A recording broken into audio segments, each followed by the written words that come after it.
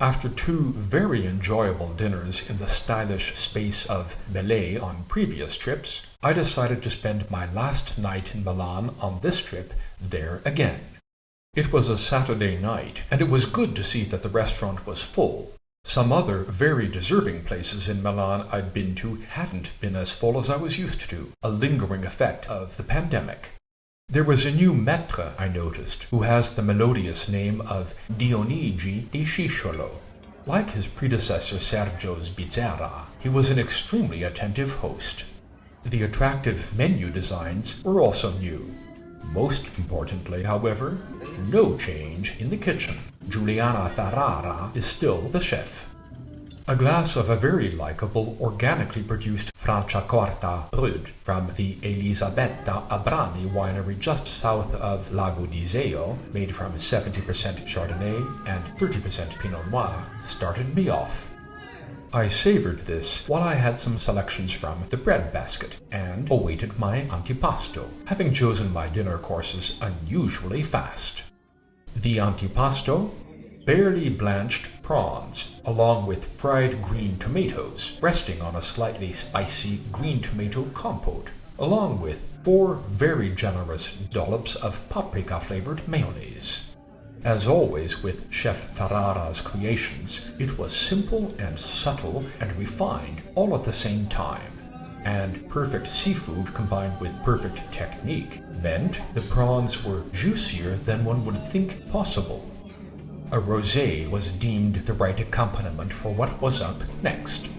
This was also organically produced, a Pivuan from Pantaleone, a winery just outside Ascoli Piceno in the Marche.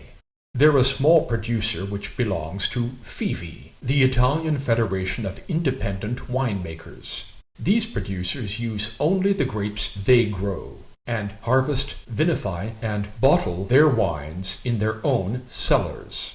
And in case you were wondering, the rosé was delicious. So, what was up next? The primo, obviously. Tagliolini, homemade of course, in a basil and mint pesto, with cubes of zucchine trombetta, the light green, long curved zucchini whose enlarged end is supposedly reminiscent of a trumpet's bell. The next dish was again preceded by its accompaniment, in this case a Valpolicella ripasso from the Antolini winery, also a member of the aforementioned Independent Winemakers Federation. This Valpolicella is also made with some slightly dried Amarone grapes during a second fermentation a few months after the first one. Of all the secondi, the one I chose was by far the most unusual, carob-flavored injera, the classic Ethiopian and Eritrean flatbread, piled with pulled lamb, borage, and dill-flavored yogurt. An exquisite dish, and one which I forgot to consider would be extremely filling when I ordered it, although I should have known based on past experiences with Ethiopian and Eritrean food. This didn't deter me from a dessert, obviously, and my choice for dolce fell on the ricotta tart with verbena-flavored ice cream and a blackberry compote. On my last visit to Bele, I'd had proof of Chef Ferrara's creativity with sweet cream flavorings. That time, lavender, hay, chamomile. More confirmation this time. While the ricotta tart was definitely very nice, the verbena ice cream and blackberry compote were swoon-worthy.